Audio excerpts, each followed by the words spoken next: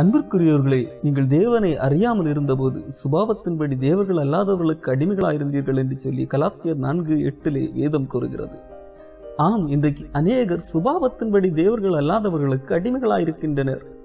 சுபாவத்தின்படி தேவர்கள் அல்லாதவர்களா? ஆம், பல பெண்களோடு காமலீலைகளை புரிந்து இச்சை விளையாட்டுகளை விளையாடியவர்களை தேவர்கள் என்று சொல்லிக் கொண்டிருக்கிறார்கள். கோபம் கொண்டு பெற்ற பிள்ளையின் தலையை வெட்டியவனையே தெய்வம் என்று சொல்லிக் கொண்டிருக்கிறார்கள்.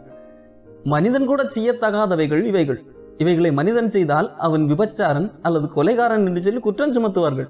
இப்படி சுபாவத்தின்படி மனிதர்கள் என்று சொல்லக்கூட அருகதையற்றவர்களை தேவர்கள் என்று சொல்லி மனிதர்கள் நம்பி ஏமாந்து கொண்டிருக்கிறார்கள். ஆனால் உண்மையில் தேவனுக்குரிய சுபாவம் எது? தேவன் அன்பாயிருப்பவர், அவர் பரிசுத்தமுள்ளவர், ஒரு குற்றமும் செய்யாத நல்லாண்டவர். ஆம், அவர் ஒருவரே தெய்வம். என்னில் பாவம் உண்டென்று உங்களில் யார் என்னை குற்றப்படுத்தக்கூடும் என்று சொல்லி கேட்ட ஒரே தெய்வம் அவர்தான் இயேசு கிறிஸ்து. அவர் மட்டுமே பாவம் செய்யாத தெய்வம். காரணம், அவர் மட்டுமே தெய்வம்.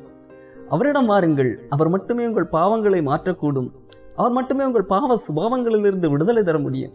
அவர் சொல்லுகிறார், வருத்தப்பட்டு பாரம் சுமக்கிறவர்களே, நீங்கள் எல்லாரும் என்னிடத்தில் வாருங்கள், நான் உங்களுக்கு இளைப்பாறுதல் தருவேன் என்று சொல்லி இயேசு கிறிஸ்துவை குறித்து வேதம் சொல்லுகிறது, இதோ உலகத்தின் பாவத்தை சுமந்து தீர்க்கிற தேவ ஆட்டுக்குட்டி என்று சொல்லி.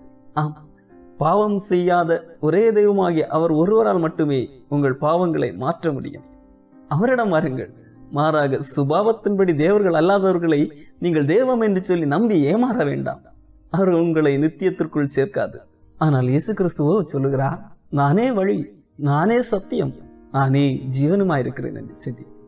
என்னை விசுவாசிக்கிறவன் மரித்தாலும் பிழைப்பான் என்று சொல்லுகிறார். அவரை விசுவாசியுங்கள், நீங்கள் பிழைப்பீர்கள்.